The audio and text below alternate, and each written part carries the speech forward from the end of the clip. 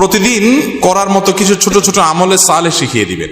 প্রতিদিন করার মতো প্রথম আমলে সালে হলো 5 ওয়াক্ত নামাজ সময় মতো ধীরে ধীরে আদায় করবেন। এর চাইতে বড় কোনো আমলে চলে না। এই একটা যদি করেন আর ছোটখাটো কোনো আমল নাও করতে পারেন, বড় গুনাহ থেকে বেঁচে থাকেন, ইনশাআল্লাহ নাজাতের পথ অর্ধেক সুগম হয়ে যাবে। 5 ওয়াক্ত নামাজ, এইটার কোনো বিকল্প ইসলামে আর কিছু নাই। এটা ঠিক রাখতেই হবে, এক্ষেত্রে কোনো ছাড় নাই। দাঁড়ায় না হলে বসে শুয়ে যেভাবে পারেন পড়তেই হবে, কোনো ছাড় নাই। অতএব 1 নম্বর আমল হলো 5 ওয়াক্ত নামাজ পড়বেন। 2 নম্বর হলো সকল বড় বড় মোটা মোটা গুনাহগুলা থেকে বেঁচে থাকবেন। চোখের গুনাহ, হারাম জিনিস দেখা, হারাম জিনিস শোনা, গালমন্দ করা, মানুষের হক মারা, হারাম খাওয়া, এই বড় বড় গুনাহগুলো থেকে বেঁচে থাকবেন। নাম্বার 3, নবী করিম সাল্লাল্লাহু আলাইহি ওয়াসাল্লামের প্রতি বেশি বেশি দুরূদ পাঠ করবেন। আল্লাহুম্মা সাল্লি আলা মুহাম্মাদ ওয়া আলা আলি মুহাম্মাদ, শুধু সাল্লাল্লাহু আলাইহি ওয়াসাল্লাম, দুরূদ ইব্রাহিম যত বেশি পারেন দিনে 10 বার 20 বার পাঠ করবেন। নাম্বার 4, ইস্তিগফার বেশি বেশি করবেন। আস্তাগফিরুল্লাহ ওয়া আতুবু ইলাইহি, আস্তাগফিরুল্লাহ ওয়া আতুবু ইলাইহি, আস্তাগফিরুল্লাহ আল্লাযী লা ইলাহা ইল্লা হুয়াল হাইয়ুল কাইয়্যুম, এরকম ইস্তিগফার করবেন। নাম্বার 5, যেই কোনো কাজ করবেন, এই কাজগুলোর পাশাপাশি কোরআনে কারীমের তেলাওয়াত প্রতিদিন একটু একটু করে করবেন। বিশেষ করে সূরা ইখলাস, কুল হুয়াল্লাহ সূরা একবার পড়লে 3 ভাগের কোরআন 3 ভাগের 1 ভাগ পড়ার সমান সওয়াব হয়। অতএব আপনি চাইলে কয়েক মিনিটের ভিতরে পুরো 1 খতম কোরআনের সওয়াব পেতে পারেন। বিশেষ সূরা ইখলাস পাঠ করবেন। 6 নম্বর হলো যত জিকির আছে কোরআন হাদিসে বর্ণিত, এই জিকিরগুলো বেশি বেশি করে পাঠ করবেন। যেমন সুবহানাল্লাহ ওয়া বিহামদিহি সুবহানাল্লাহিল আযীম, তারপর লা হাওলা ওয়ালা কুওয়াতা ইল্লা বিল্লাহ, এটাকে জান্নাতের ভান্ডার বলা হয়েছে।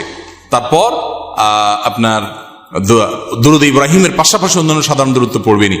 যত জিকির আছে এর মধ্যে একটা জিকির আছে ইয়া জাল জালালি ওয়াল ইকরাম, বেশি বেশি করে। তাহলে ইয়া জাল জালালি ওয়াল ইকরাম, সুবহানাল্লাহ ওয়া বিহামদিহি সুবহানাল্লাহিল আযীম এবং লা হাওলা ওয়ালা কুওয়াতা ইল্লা বিল্লাহ, স্পেশালি এই 3টা বেশি বেশি জিকির পাঠ করবেন। কোন মুসলমানকে জাহান্নামে দেওয়ার পর কখনো কি তাকে জান্নাতে দেওয়া হবে? খুব গুরুত্বপূর্ণ একটা প্রশ্ন। একটু আগে যে গোষ্ঠীর কথা বলছিলাম, যারা আমাদের নবীজির হাদিসকে অস্বীকার করে, তারা শুধু কোরআন দিয়ে চলতে চায়। শুধু কোরআনে এত ইনিশিয়েট দেওয়া আছে যে এটা দিয়ে সে চলতে পারবে না। শুধু কোরআন যদি দিয়ে চলতে চায়, কোরআন তারা আমাদের নবী থেকেই পাইছে, এখন নবীর কোরআনটা মানবে, হাদিসটা মানবে না। এটা হলো একরকম মামুর ভাইয়ের আবদারের মতো। তো এই লোকগুলা বলে যে যারা জাহান্নামে যাবে তারা চিরকাল জাহান্নামে যাবে, আর কোনোদিন জান্নাতে যাবে না। এটা ভুল কথা। কোরআনে কারিমে আল্লাহ রাব্বুল আলামিন জাহান্নামীদের বিভিন্ন বিবরণ উল্লেখ করেছেন।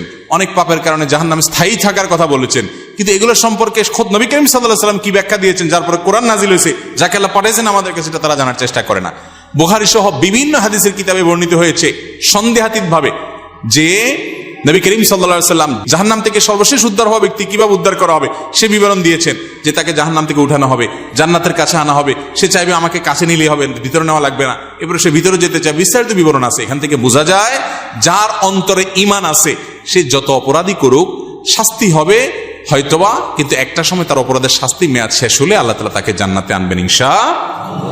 এই চিন্তা করে এবার তাহলে নিশ্চিন্তে পাপ করতে পারেন, যেহেতু জান্নাতে আসবেনই একবার, আর টেনশন কি। কিন্তু জাহান্নামে পড়ার পরে আল্লাহ তাআলা আমাদেরকে হেফাজতে রাখুন। কেউ যদি বেদাতকে সুন্নত মনে করে বা বলে, তার কি ঈমান থাকবে? বেদাতকে সুন্নত বললেই বেঈমান হয়ে যাবে না, এত সহজ ক্যালকুলেশন করা যাবে না। একটা আমলকে একজন বেদাত বলছে, আরেকজন বলছে না এটা, আপনি বলছেন বেদাত, আমি বলছি না বা দাঁত, এটা দাঁত আছে। কেউ দাঁত পাইছে, কেউ দাঁত পাই নাই, অর্থাৎ কেউ সুন্নত মনে